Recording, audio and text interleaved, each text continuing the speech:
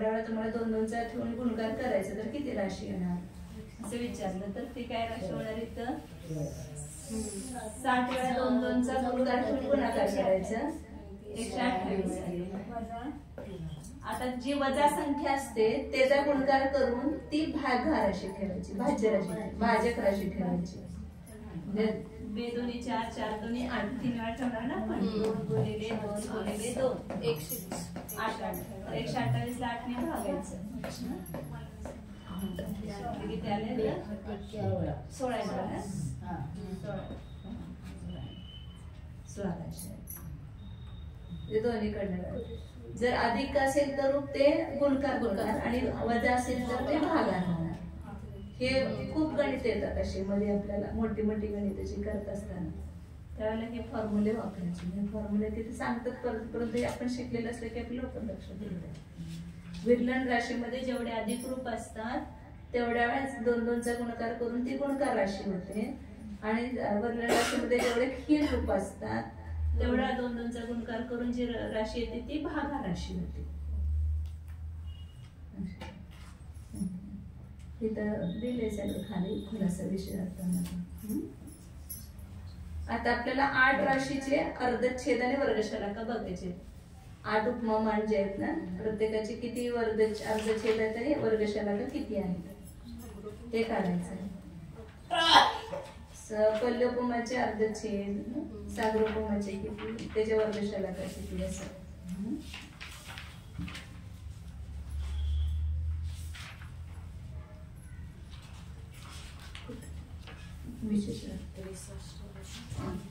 विशेष अर्थामध्ये सोबत करून सांगितलं 366 पानामध्ये विशेष अर्थ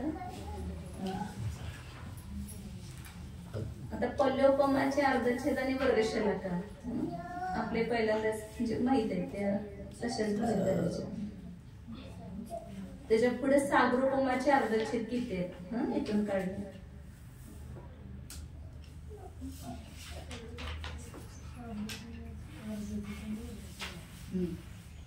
सागरोपमाचे पहिल्यांदा अर्धच्छेद किती काढायचे अर्धच्छेद किती आता पहिलं आपलं जे सूत्र आहे ते लागू करायचं इथं पल्लोपमाच्या सागरोपम किती आहे पल्लोपम गुणिले 10 कोडा 10 कोडा बरोबर सागरोपम आहे ना पल्ल्याला 10 कोडाकडे गुणलं की तर आता इथं गुण्याने गुणकार राशी असेल तर काय करायचं सांगितलं होतं म्हणजे पल्ल्याचे अर्धच्छेद जे असतील त्याच्यामध्ये 10 कोडाकोडीचे अर्धच्छेद काय करायचं अधिक करायचं 10 कोडाकोडीचे अर्धच्छेद किती येणार संख्यातच येणार म्हणून पल्ल्यापेक्षा सागरोपमाचे अर्धच्छेद संख्यात अधिक होणार 10 कोडाकोडीचा अर्ध अर्ध अर्ध अर्ध किती अर्धे होणार संख्यात येणार संख्या तर म्हणून ते संख्यात असं केलं सागरोपमाचे अर्धच्छेद किती पल्लोपमाचे अर्धच्छेद अधिक संख्या तुम्ही 10 कोडाकोडीचे पण काढू शकता 10 कोडाकोडी असं 1400 पॅटर्न त्याचा अर्धा तुमच्या ह्याच्यामध्ये 2-2 न भागात जायचं किती वेळा 2-2 होईल ते सगळे त्याचे अर्धच्छेद होणार तेवढे आता 1 लाखाचे परवा सांगितलं ना 7 होत 17 होता तसं 10 कोडाकोडीचे पण केले की नाही तेवढं काढून आणा उद्या किती येतात ते संख्यात अर्धच्छेद आता पुढं सागरोपमाच्या वर्गशलाका ही राशी द्विरूपवर्गधारेमध्ये नाही त्यामुळे जे वर्गशलाका नाही सागरोपमाच्या तर अधिक संख्या आहे पल्लोपमापेक्षा पल्लोपमाचा एक पण वर्ग पुढे वर्ग नाही आहे पल्ल्याला पल्ल्यानं गुणले की पुढचा वर्ग येणार ना आणि मधली संख्या पल्ले गुणिले 10 कोडाकोडी त्यामुळे ह्याच्या वर्गशलाका नाही देणार द्विरूपवर्गधारेमध्ये पुढचा वर्ग जाईल तर सैकिक वर्गशलाका वाढत जाते ना पल्ले गुणिले पल्ले केले की पल्ल्याचा वर्गच होणार सागरोपमी संख्येत असले पल्ले आणि ते पुढचा वर्ग पल्ले आणि पल्ल्याचा वर्ग याच्या मधली संख्या येणार कारण पल्ल्याला फक्त 10 कोडाकोडीने गुणलं की 6 पल्ल्याला पल्ल्याने गुणलं त्याला पुढचा वर्ग पल्ल्याचा वर्ग म्हणून सागरोपमाचे वर्गशलाका नाही आता पुढे सूच्यंगुलाचे अर्धछेद हे काढलेलेच येतात आपण तिन्ही पण, फक्त एकदा रिव्हिजन करायचे. सार्वभौमाचे अर्धछेद कसे काढणार, कोणतं सूत्र वापरणार हे सूच्यंगुलाचे हे काढायचं. सूच्यंगुला काढताना त्याचे दोनदा छेद करायचं का नाही अर्धछेद कुणाचं शलाका काढताना अर्धछेदाचे अर्धछेद म्हणजे शलाका असतात, म्हणजे वर्ग शलाका ज्या असतात त्या म्हणजे ते वर्गमूळ काढत जायचं असते. परंतु वर्ग शलाका किती येतात तर त्याचं एक हे सांगितलं सूत्र की अर्धछेदाचे जेवढे अर्धछेद होतात तेवढे वर्ग शलाका असतात कुठल्या पण राशीची. म्हणजे त्या वर्ग शलाका सार्वभौमाची नाहीच येणार, कारण ती राशी द्विरूप वर्ग धारेमध्ये नाही येईल ना, कुठल्याही 3 धारेमध्ये नाहीच आहे, त्याच्या वर्ग शलाका येणार नाही. आता सूच्यंगुल ही राशी कशी येते म्हणून सांगितलं होतं ते पहिलं सांगत कारण विरलन देय रूपाने येते. तर मग कोण सांगतं घेतलं अगोदर विरलन किती सांगितलं सूच्यंगुलाचं, किती वेळा तर झाला आपला विरलन राशी. विरलन राशी काय पल्ल्याचे अर्धछेद विरलन राशी. शे म्हणते की पल्ल्याचे अर्धछेद समजायची विरलन. आणि देय राशी काय आहे देय राशी सूच्यंगुल जे आहे ते पल्ले देय क्रमाने झाले ना, देय क्रमाने उत्पन्न झाले. म्हणजे पल्ल्याच्या अर्धछेदाचं काय केलं आपण विरलं आणि त्या प्रत्येकावर काय दिलं पल्ले. आता पल्ले लक्षात घ्यायचं, त्याला कोणते राशी उत्पन्न होते सूच्यंगुल राशी. मग त्याला कोणता फॉर्म्युला वापरणार आपण, विरलन देय क्रमाने झाली त्याचं अर्धछेद काढायसाठी विरलन राशी गुणिले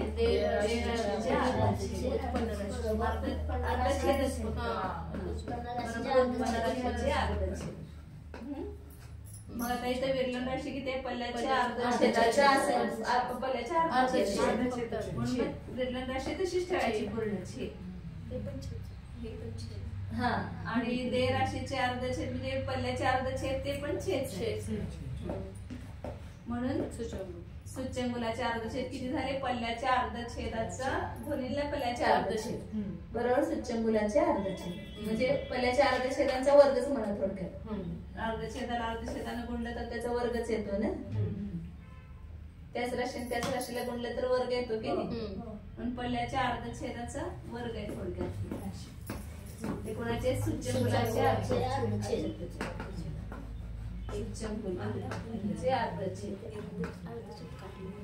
म्हणजे सूच्यंगुलाचे अर्धछेद हे पल्ल्याच्या अर्धछेदाचा वर्ग. हा पल्ल्याचे अर्धछेद जेवढे असतील त्याला पण त्यांनाच गुणायचं म्हणजे सूच्यंगुलाचे अर्धछेद. आता पुढं सूच्यंगुलाच्या वर्ग शलाका. आता हे तिन्ही अर्धछेद अगोदर काढून घेऊया सरळ लक्षात घ्या. सूच्यंगुलाचे अर्धछेद आता प्रतरांगुलाचे अर्धछेद किती होणार तिथं आपण दोन्ही एकदम म्हणजे वेगवेगळं काढले. कुठं अर्धछेद गुणिले अर्धछेद आहे दोन्ही पल्ले कुठे आहे दोन्ही अर्धछेदाचं पण काय केलं काय पल्ल्याच्या अर्धछेदाचा वर्ग येणार म्हणजे पल्ल्यापेक्षा मोठी नाही येणार संख्या. नाही कसं होणार पल्ल्याचा प्रथम वर्गमूळ गुणिले पल्ल्याचा प्रथम वर्गमूळ असेल तर पल्ले होईल. पल्ल्याचे अर्धछेद खूप कमी असतात ना त्याच्यापेक्षा प्रथम वर्गमूळापेक्षा. आपण नाही काय बघत की वर्ग शलाका येतात मग अर्धछेद येतात मग प्रथम वर्ग म्हणजे असंख्या स्थान गेल्यानंतर मग ते प्रथम वर्गमूळ येत आहे आणि मग त्याचा वर्ग केला की पल्ले येते. पल्ल्याचा अर्धछेद गुणिले पल्ल्याचा अर्धछेद म्हणजे अर्धछेदाचा वर्ग येणार म्हणजे ही राशी पल्ल्याचा असंख्यात्व भागच असणार त्याचा अर्धछेदाचा वर्ग सुद्धा राशी. आता काय म्हटलं हा ह्याचे तिन्हीचे अर्धछेद आता पहिल्यांदा काढून घेऊ आपण मग वर्गशाखा एकदम काढ. प्रतरांगुलाचे अर्धछेद किती होणार सूच्यंगुल गुणिले सूच्यंगुल बरोबर प्रतरांगुल म्हणजे काय करायचं दुप्पट करायचे म्हणजे एकच वर्ग पुढे गेलाय ना सूच्यंगुलाचा वर्ग प्रतरांगुल आहे दोन्ही पण पद्धतीने काढू शकतो. सूच्यंगुलाच्या अर्धछेदाच्या दुप्पट गुणिले 2 आपण जे गुण्य गुणकार राशीचं म्हणून काढतो तसं पण काढता येते. सूच्यंगुल गुणिले सूच्यंगुल बरोबर प्रतरांगुल आहे. मग हे जे अर्धछेद आणि हे जे अर्धछेद जोडायचे म्हणजे दुप्पट होणार. समान संख्या 2 जोडल्या की दुप्पट होतात ना. 10 अधिक 10 म्हटले की 10 गुणिले 2 बेरीज असल्यामुळे 2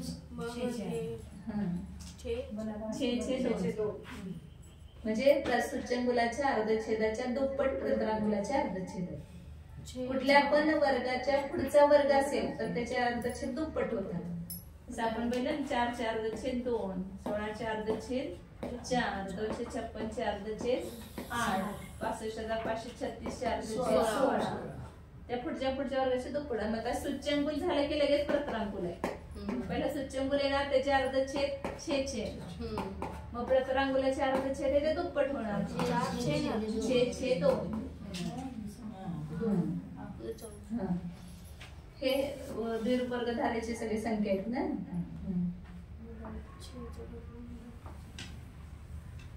आता घनांगुलाचे अर्धछेद किती होणार? प्रतरांगुलाचे सूच्यंगुलाचे 3 वेळा. सूच्यंगुलाचे अर्धछेद गुणिले 3 तिप्पट. कुठल्या पण राशीचे घन संख्या असेल तर त्याचे अर्धछेद तिप्पट होतात. म्हणून म्हणजे सूच्यंगुल गुणिले सूच्यंगुल गुणिले सूच्यंगुल बरोबर घनांगुल आहे ना. तिने जोडा 6 3 वेळा जोडला.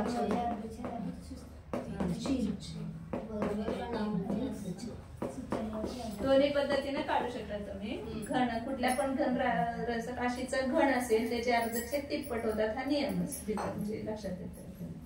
आणि ते म्हणजे 3 गुणकार येतात ते त्यांचे अर्धछेद जोडले की येतात त्याच्यामध्ये. म्हणजे घनांगुलाचे अर्धछेद तिप्पट. आता आपण काढलं ते आपण 6 हे घनांगुलाचे अर्धछेद. म्हणजे हे 3 सगळे अर्धछेद लक्षात घ्या. सोपं. पर्यपमाचे अर्धछेद छेद त्याची संतुष्टी झाली. सागरोपमाचे अर्धछेद त्याच्यामध्ये संख्यात अधिक केले. सूच्यंगुलाचे अर्धछेद पल्ल्याचे अर्धछेद गुणिले पल्ल्याचे अर्धछेद परत सूच्यंगुलाचे अर्धछेद. त्याला 2 गुणलं तर प्रतरांगुलाचे अर्धछेद झाले. त्याला 3 गुणलं तर घनांगुलाचे अर्धछेद. आता इथपर्यंत झालं सोपं. आता त्याच्या वर्गशाला आपण बघा 3च्या. सूच्यंगुलाच्या वर्गशाला किती? आता ते सूत्र म्हणजे लक्षात पण आहे. विरलन राशीचे अर्धछेद अधिक देय राशीच्या अर्धछेद म्हणजे देय राशीच्या वर्गशाला बरोबर उत्पन्न राशीच्या वर्गशाला. मग सूच्यंगुलाचा विरलन राशी काय आहे? पल्ल्याचे अर्धछेद. आता त्याचे अर्धछेद काढायचे. अर्धछेदाचे अर्धछेद काय असते? वर्गशाला. म्हणून पल्ल्याच्या वर्गशाला का जेवढ्या आहेत त्याच्यामध्ये अधिक देय राशी म्हणजे पल्य त्याचे पण काय करायचे? वर्गशाला जोडायची. म्हणजे काय झालं? व गुणिले 2. सूच्यंगुलाच्या वर्गशाला सूच्यंगुलाच्या वर्ग म्हणजे पल्ल्याच्या वर्गशलाकेचे दुप्पट सूच्यंगुलाच्या वर्गशलाका आहे. काल पण किती झालं? पल्ल्यापर्यंत जेवढी स्थान केलं तेवढी स्थान पुढे गेल्यानंतर काय येतं? सूच्यंगुल येतं. तेवढेच वर्गस्थान पुढे गेल्यावर सूच्यंगुल येतं. म्हणून त्याच्या वर्गशलाका दुप्पट होतात. आता परत करून त्याला पक्क करा. 2-3 वेळा झाला तर लक्षात यायला लागले ना. आला नाही तरी ते सांगत मला आला नाही म्हणजे परत एकदा सांगते मी. काय झालं? पल्ल्याच्या वर्गशलाका आणि त्याच्यात शाग्रोपमाच्या वर्गशलाका नाही. आणि सूच्यंगुलाच्या वर्गशलाका पल्ल्याच्या वर्गशलाकाच्या दुप्पट येतात. मग प्रतरांगुलाच्या वर्गशलाका किती होणार? एकच वर्ग पुढे जाणार म्हणजे एकच वर्गशाला वाढणार. पुढच्या वर्गाची वर्गशाला एकच वाढणार. त्याच्यामध्ये 1 अधिक करायचं.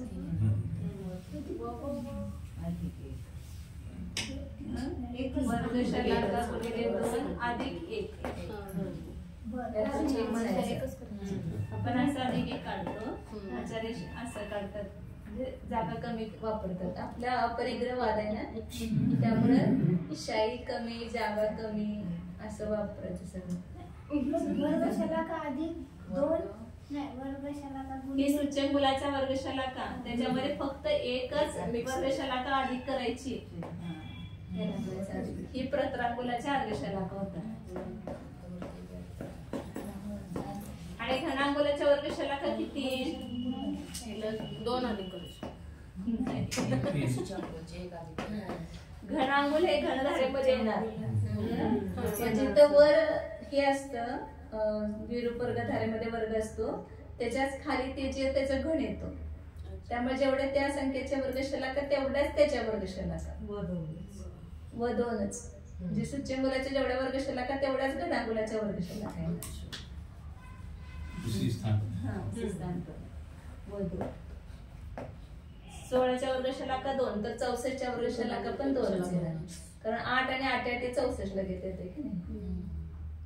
आपलं विरूप गंधार आहे त्याने 8 का दूसरा वर्ग करते तो 64 आ गया, तो 64 की वर्गशाला कितनी हुई? 2 हुई. ऐसे यहाँ पर घनांगुल की वर्गशाला का भी जितनी 16 की जितनी उतनी 64 की है ना, नहीं 4 की है उतना, ऐसा करना पड़ेगा. एकच स्थान पुढे गेलं, एकच स्थान पुढे गेलं. 4चा घन आहे 64, तर 4च्या वर्गशाला का एकच होते. मग 64च्या वर्गशाला का एकच म्हणे की 8च येणार की त्याचं 2 येणार नाही. एक वर्गरूपी स्थान में एक घनरूपी स्थान, दोनों एक ही नंबर स्थान पे एक ही, दोनों भी आएंगे. 8 का वर्गमूल नहीं है ना, नहीं, तो इसलिए 8 एक ही वर्गशाला. 4 की एक तो 8 की भी 64 की भी एक ही, 4 की भी वर्गशाला है और 64 की भी एक ही वर्गशाला. इधर विरूप वर्गधारा में 4 है और इधर 8 है, इधर 64 है. तो ये 4 की वर्गशाला का एक है, तो 64 की भी एक ही होगी, क्योंकि 64 का वर्गमूल 8 है, 8 का वर्गमूल नहीं है ना, इसलिए उसका दूसरी वर्गशाला का नहीं है. म्हणून एवढं लक्षात ठेवायचं की जी संख्या त्याच्या तेवढेच त्याच्या घनाचे पण वर्गशाला का तेवढ्याच होणार. त्याच्या वर्गाच्या वर्गशाला का एक अधिक होणार, परंतु घनाच्या वर्गशाला का तेवढाच येणार, कारण ती संख्या खाली विरूप गंधारेमध्ये. आता घनांगुल हे प्रत्र झाले की वर्गशाला 3च्या. पल्लपुमाच्या वर्गशालाकाच्या दुप्पट सूच्यंकुलाच्या वर्गशालाका, 1 अधिक प्रत्रांगुलाच्या वर्गशालाका, आणि सूच्यंकुलाच्या जेवढ्या तेवढ्याच घनांगुलाच्या वर्गशालाका.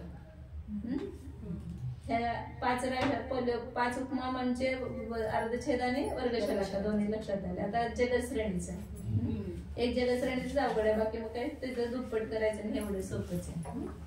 आता जगश्रेणीचं राशी त्याचे अर्धछेद किती काढायचे आपल्याला?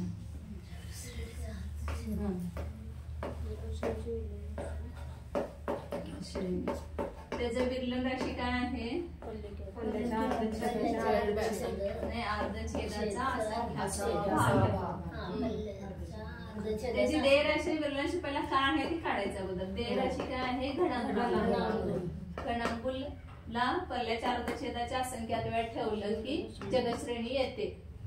जगश्रेणी उत्तर येण्यासाठी विरलन कितीचं करायचं? पहिल्याच्या अर्धछेदाच्या असंख्यात भागाचं, अर्धछेदाचं नाही, त्याच्या असंख्यात भागाचं विरलन करायचं आणि त्याच्यावर प्रत्येकावर घनांगुल ठेवून परस्पर गुणाकार करायचं.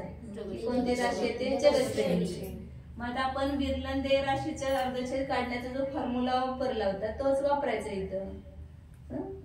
मग विरलन राशी अर्धछेदाचा असंख्यात्व भाग आहे, मग ह्याचं काय करायची? ही राशी पूर्ण तशीच ठेवायची.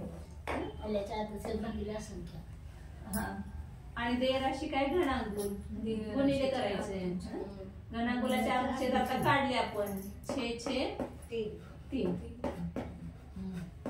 हे जगश्रेणीचे अर्धछेद आले.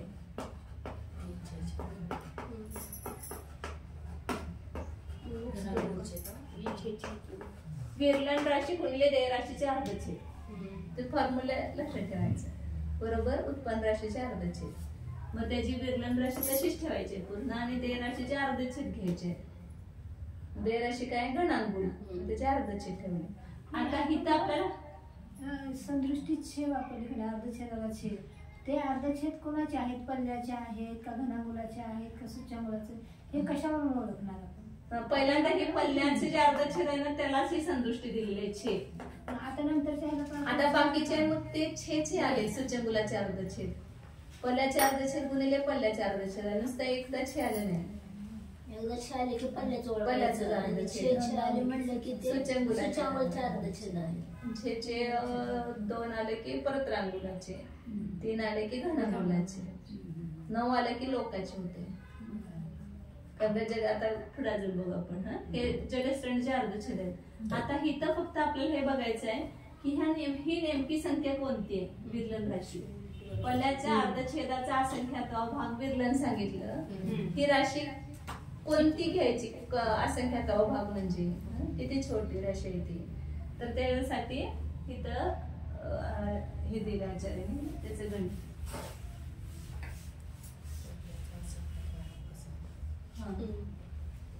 तर हे जे पल्ल्याच्या अर्धछेदाचा असंख्यात्वा भाग आहे ना त्याचे अर्धछेद किती आहेत? तर पल्ल्याच्या वर्गशलाका भागिले जगन्य परिता संख्याताचे अर्धछेद अधिक 1 एवढ्या वेळा. आता परत ते ओळीनच बघूया म्हणजे लक्षात येईल. आता इकडून मी लिहित जाते. पल्ल्याचे अर्धछेद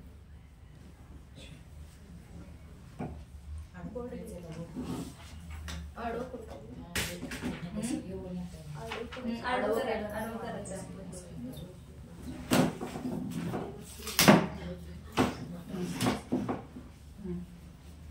पल्ल्याचे अर्धछेद छेद लिहिते नुसतं. आता त्याचे वर्ग त्याचे अर्धछेद किती होते? इथं आता ही राशी मांडायचे वर, त्याचे अर्धछेद खाली मांडायचे आपल्याला. तर ह्या पल्ल्याच्या अर्धछेदाचे अर्धछेद किती होतात? आता पल्ल्याच्या अर्धछेदाचे अर्धछेद किती होणार? पल्ल्याच्या जेवढ्या वर्गशलाका आहेत तेवढे त्याचे अर्धछेद होणार. इथं म्हणून वर लिहिलं फक्त. अर्धछेदाचे अर्धछेद किती आहेत? पल्ल्याच्या जेवढ्या वर्गशलाका आहेत तेवढे. आता आपण एक पल्ले काय तर माना तुम्ही 5536 माना, त्याचे अर्धछेद काय? तर 16 आहे. 16चं अर्धछेद किती? 4. मग 5536 वर्गशलाका किती? 4. जे म्हटलं म्हणजे लवकर लक्षात येतं. आता त्याच्या पल्ल्याच्या अर्धछेदाचं पुन्हा वर्गमूळ करायचं. पहिलं वर्गमूळ पल्ल्याच्या अर्धछेदाचं पहिलं वर्गमूळ, त्याच्यानंतर त्याचं दुसरं वर्गमूळ असं स्थापन करायचं. तिसरं वर्गमूळ असे त्याचे खालचे वर्गमूळ जायचं. आपल्याला खाली किती जायचंय? छेदा पल्ल्याच्या अर्धछेदाचा असंख्यात्वा बघायला विरलन राशी सांगितलं. आता कुठपर्यंत आपल्याला ती किती छोटी संख्या आहे ते काढायचं, म्हणजे कितवा असंख्यात्वा भाग आहे तो काढायचा.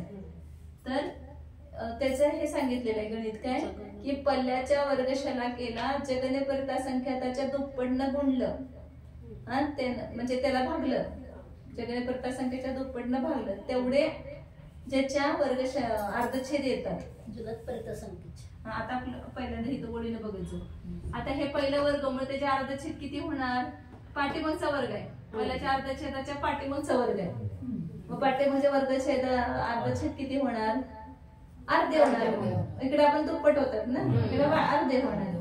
म्हणून पल्ल्याच्या वर्गशलाका भागिले 2 अर्धछेदाच्या पहिल्या वर्गमुळाचे अर्धछेद होणार. पुन्हा दुसऱ्या वर्गमुळाचे अर्धछेद किती होणार? पुन्हा याचे अर्धे व भागिले 4. तिसऱ्या वर्गमुळाचे अर्धछेद किती होणार?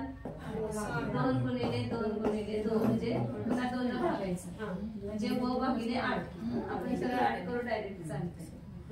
म्हणजे ही संख्या भागाकार संख्या दुप्पट होत जाणार. 4 आहे, 4 8 आहे. ही व 16 म्हणजे इथं 2 2 ठेवलं तर अजून ते समजायला सोपं आहे. असे आपण जायचं. असे किती वर्गमूळ जाणार? तर केवढा वर्गमूळ घ्यायचं की ती राशी विरलन राशी आहे जगसरणीचं प्रमाण काढायसाठी. तर ज्याचे अर्धछेद वर्गशलाका भागिले, आता हे दोनचे गुणकार आले की नाही, इथं 2दा आले, इथं 3दा आले, इथं 4दा आले, 5दा येणार, 6 वेळा 2-2चा भागाकार येणार, वाढत जाणार. आता इथं 2-2चे भागाकार किती येणार, तर जगने परिता संख्याताचे जेवढे अर्धछेद आहेत, जगने परिता संख्याताचे जेवढे अर्धछेद आहेत, जगने परिता संख्याताचे अर्धछेद अधिक 1, इतक्या वेळा 2 येणार, इतक्या वेळा 2 येणार. हे 2 गुणिले 2 गुणिले 2 किती वेळा येणार, जेवढे अर्धछेद आहे त्याच्या अधिक 1 एवढे येणार.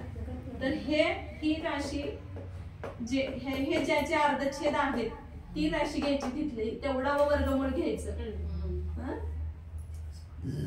तेवढा व वर्गमूळ ती विरलन राशी येते त्याच्या जगश्रेणीचं. मग हे आता ही जर जगने परिता संख्याताचे अर्धछेद अधिक एवढे 2-2चे गुणकार आहेत, मग ही राशी किती होणार, जगने परिता संख्याताचा अर्धछेद वेळा 2-2-2-2 ठेवल्यानंतर कोणती राशी येणार, जगने परिता संख्यातच येणार. आणि 1 अधिक आहे त्याच्यामध्ये, जे अनेकदा 2 गुणकार येणार.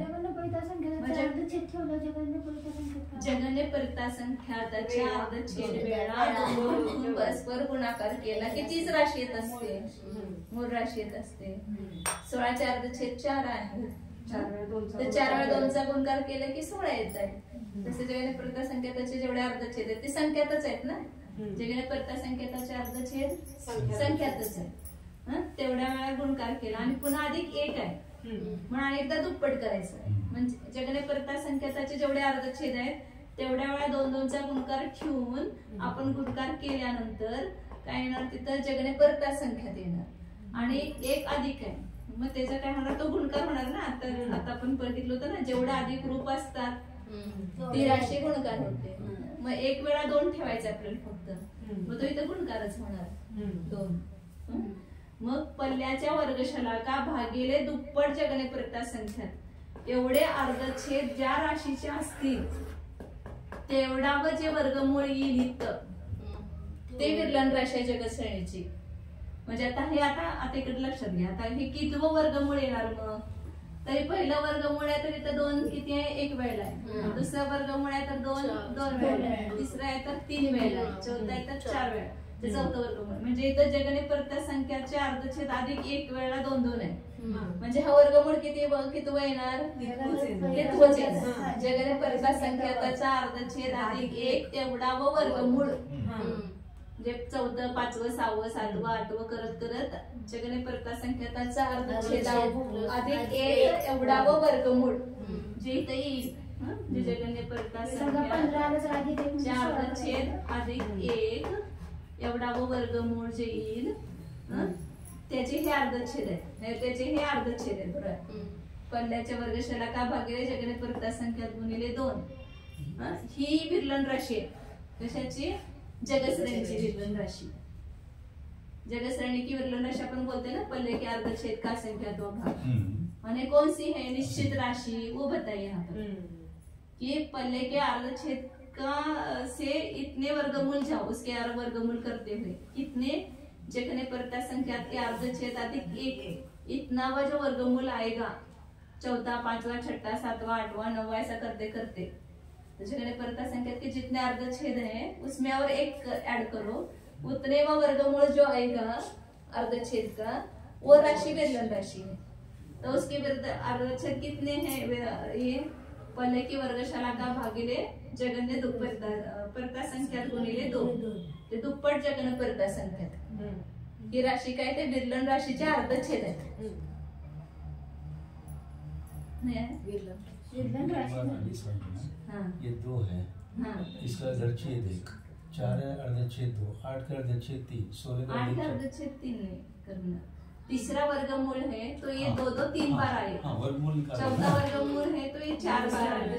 अब यहाँ पर 2 कितनी बार है, जगने चौथा है तो 4 बार 2 आए ना. हाँ, तो यहाँ पर ये 4 जगने परिता संख्यात के अर्धछेद अधिक 1 इतने अर्धछेद इतनी बार 2 है, इतनी बार 2 का अंक है. तो ये वर्गमूल भी उतने वाही होगा ना, जितने यहाँ दो के गुणकार आएंगे, यहाँ पर ये 2 गुना 2 है, तो ये दूसरा वर्गमूल है ना, या 2 2 3 है, तो ये तीसरा वर्गमूल है ना, हाँ, ये 4 बार है, तो ये चौथा वर्गमूल है। तो ये कितने में वर्गमूल होगा पहले के अर्धच्छेद का, तो उसके अर्धच्छेद कितने बताएं कि यहाँ पर 2 2 के गुणकार कितने आएंगे, जगह पर का संख्या का अर्धच्छेद अधिक 1 बार आएंगे, ये 2 2 के गुणकार।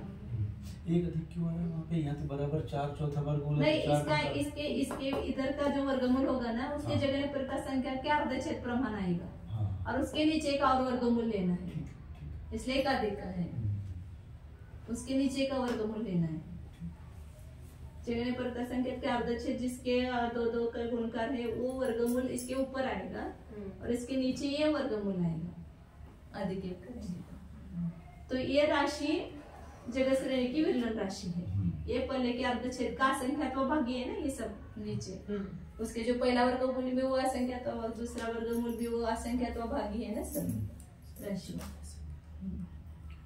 तो इसलिए यहाँ पर जगह श्रेणी के अर्धच्छेद कितने आएंगे, ये पल्ले की वर्गशाला का भागिले जगने परता संख्या गुणित 2, ये विरलन राशि के अर्धच्छेद है। और घनांगुल के अर्धच्छेद कितने हैं अभी निकाले थे ना, 6 6 3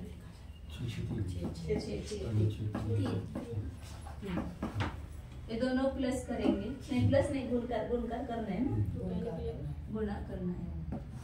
विरलन राशि नहीं अपने ये अर्धच्छेद के लिए तो विरलन राशि पूरी रखनी है ना, पूरी रखनी है, उसके लिए जगह श्रेणी के अर्धच्छेद में तो वैसे ही रहेगा, विरलन राशि पूरी रहेगी। ये वर्गशाला का निकालने के लिए कर पाएगा। ये विरलन रखो या अर्धच्छेद का असंख्यात्मक भाग रखो। तो ये राशि मतलब कौन है, ये राशि है, इतने वो वर्गमूल है। अब इसके वर्गशाला का निकालते समय कितनी आएगी, तो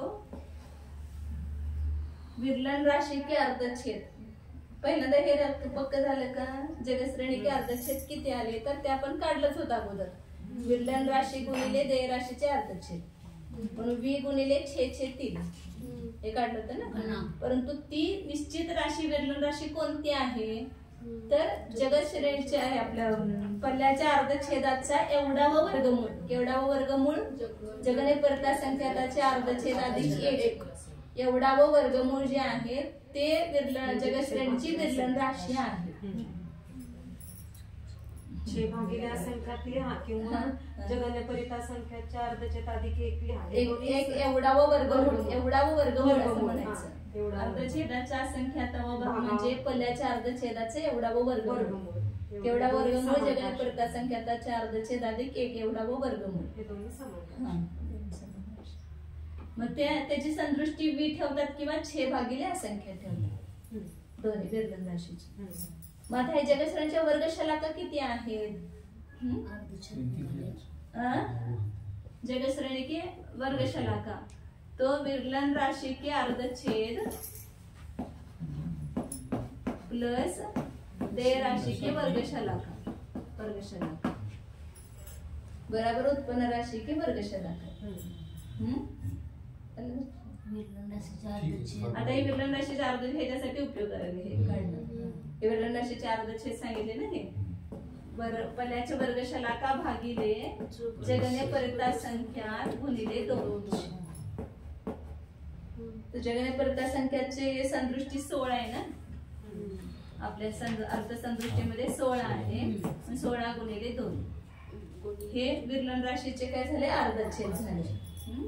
आणि अधिक काय करायचे, ह्याच्यामध्ये घनांगुलाचे अर्धच्छेद अधिक करायचे, घनांगुलाचे वर्गशलाका, घनांगुलाच्या वर्गशलाका, मग ज्या सूच्यंगुलाच्या वर्गशलाका आहेत त्याच घनांगुलाच्या वर्गशलाका मी सांगितलं होतं। सूच्यंगुलाच्या वर्गशलाका किती आहेत, व 2 पल्ल्याच्या वर्गशलाकाच्या दुप्पट। मग ती राशी ही मोठी राशी, ही राशी मोठी ही छोटी, म्हणून काय करतात इथं लिहिताना जी अधिक राशी आहे ती वर डोक्यावर लिहितात, म्हणजे तर व 2 खाली येणार आणि ह्याच्या डोक्यावर ही अधिक राशी समजायची, लिहायची पद्धत आचार्यांची। व 2 अधिक व पदाच्या वर्गशलाका भागिले दुप्पट जगणे परता संख्या. हे काय झालं? जगश्रेणीच्या वर्गशलाका झालं. आणि एकदा सांगू, जगत श्रेणीचे अर्धछेद किती सांगितले तेच लक्षात आलं. विरलन राशी गुणिले घनांगुलाचे अर्धछेद म्हणून V/3 V गुणिले छे गुणिले 3. हे काय झाले? जगश्रेणीचे अर्धछेद झाले.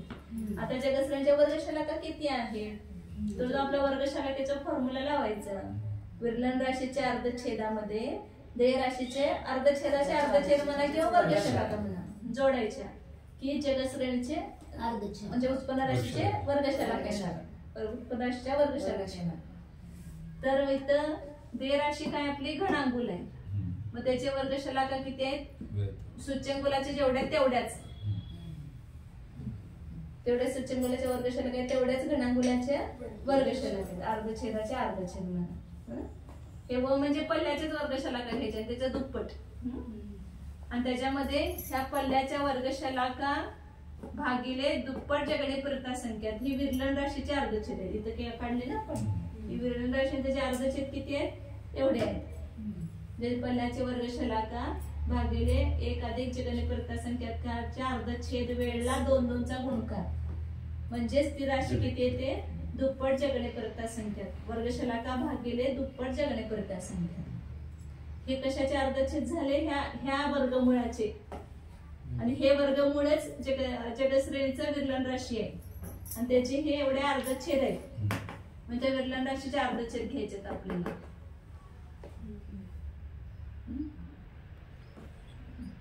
थोडं ते सगळं ह्या कल्पना आपल्या स्पष्ट झाल्या ना? लक्षात येतं.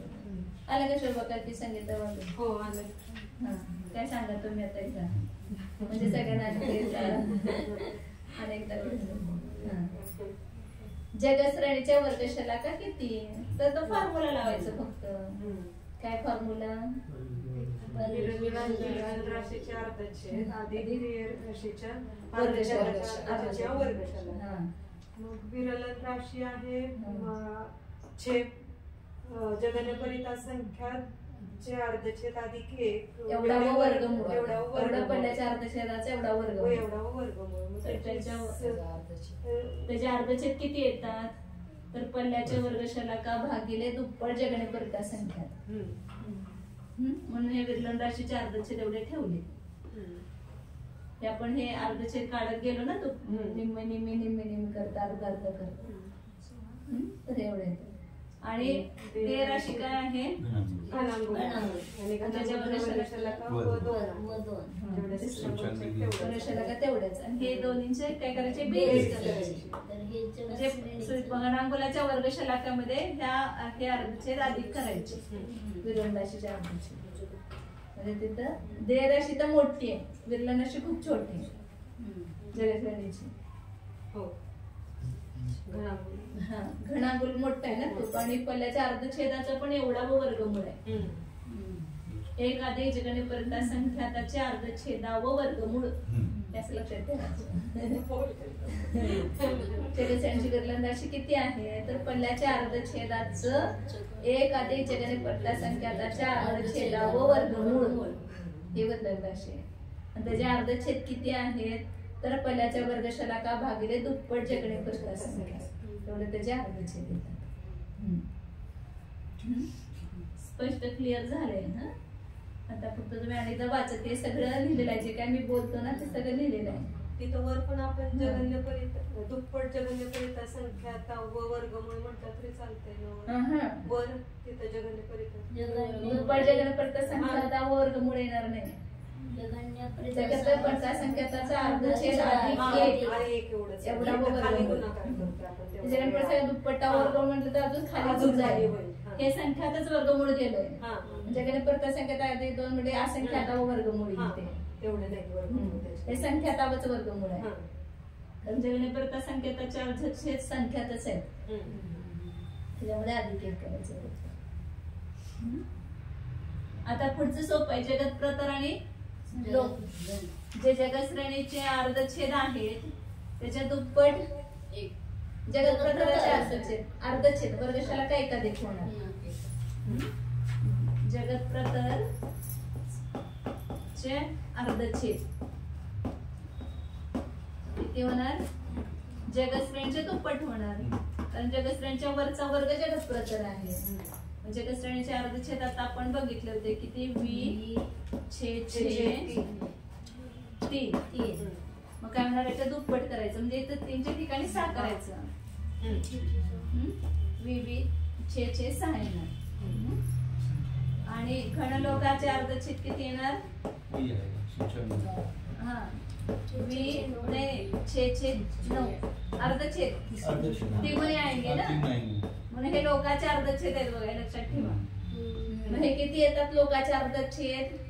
ही सगळी राशी गुणकार केली तरी पल्ल्याचा असंख्यात्व भागच आहे, कारण ही विरलन राशी ही पण पल्ल्याच्या अर्धछेदाचा एवढा वर्गमूळ आहे, आणि पल्ल्याचे अर्धछेद हे पल्ल्याचा असंख्यात्व भागच आहे, आणि पल्ल्याचा अर्धछेद तो सुद्धा पल्ल्याचा असंख्यात्व भागच आहे, आणि तिन्हीचा गुणकार केला तरी पल्ल्याचा असंख्यात्व भागच आहे.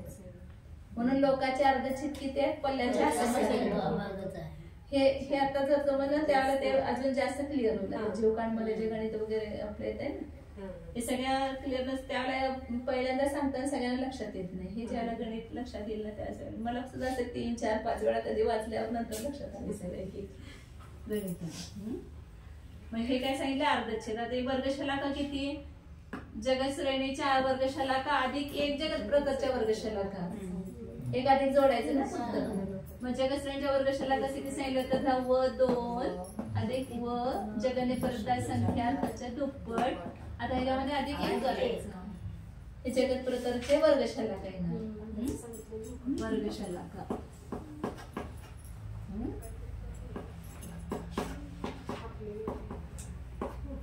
आणि घनलोकाच्या वर्गशलाका किती? जेवढ्या जगतश्रेणीच्या तेवढ्याच घनलोकाच्या वर्गशलाका. हे घनागणधारेमध्ये येते, जगतश्रेणी घनधारेमध्ये येते, जगत प्रतर पण घनधारेमध्ये. पण जगतश्रेणीचाच वर्ग केला की जगत प्रतर येते ना, आणि जगतश्रेणीचं घनमूळ जे आहे ते द्विरूप वर्गधारेमध्ये. जगतश्रेणीचं वर्गमूळ द्विरूप वर्गधारेमध्ये, जगतश्रेणी द्विरूप घनधारेमध्ये, आणि घनलोक घनागणधारेमध्ये. हे सगळं लक्षात आलं ना, तिसरं पुस्तक एवढं सोपं जाते आपल्याला. धवलाचं तिसरं पुस्तक वाचायला लागलं ना त्यावेळेला मग ते कितनी वहां पर गलतियां है वो समझ में आती है कि उन्होंने कैसे किया है. तिसरं पुस्तक मला इच्छा होती करत फलटण मध्ये वाचायची.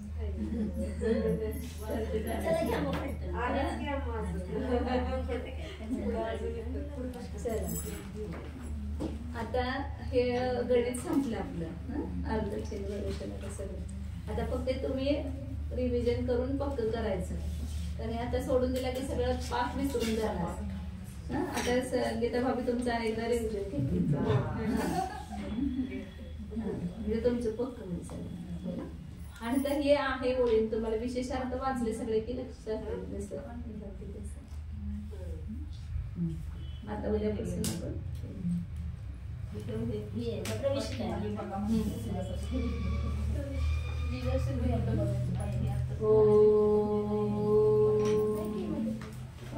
जाना हा मी शुद्ध चैतन्यमय जीवच आहे, हा मी ज्ञान दर्शन संपन्न आहे.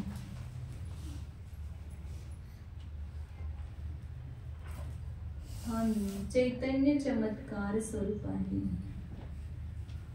या जगामध्ये कुणाचा चमत्कार आहे? या संपूर्ण विश्वाला एका समयात जाणण्याची ताकद ह्या चैतन्यामध्येच आहे.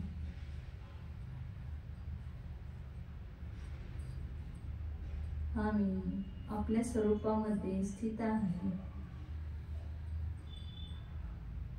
आणि या स्वरूपामध्ये स्थित असताना सगळे कर्म आपोआप निघून जातात, नष्ट होतात. हा चैतन्याचा चमत्कार आहे.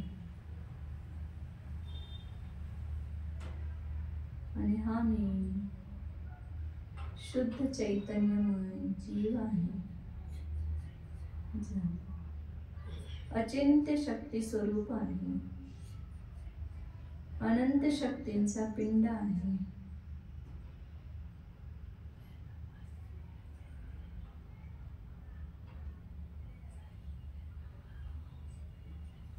अनंत गुणांचा एक रसा स्वाद स्वरूप आहे, निविता स्वाद आहे.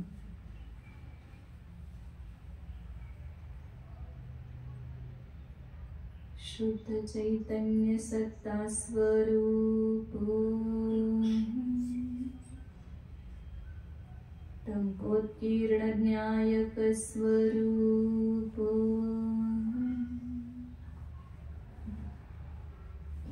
निर्मम स्वरूप, निर्द्वंद्व स्वरूप,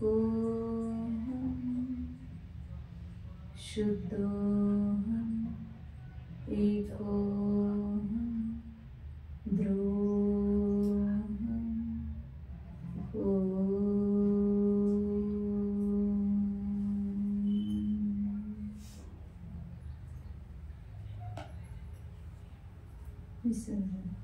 नमो अरिहन्तानं, नमो सिद्धां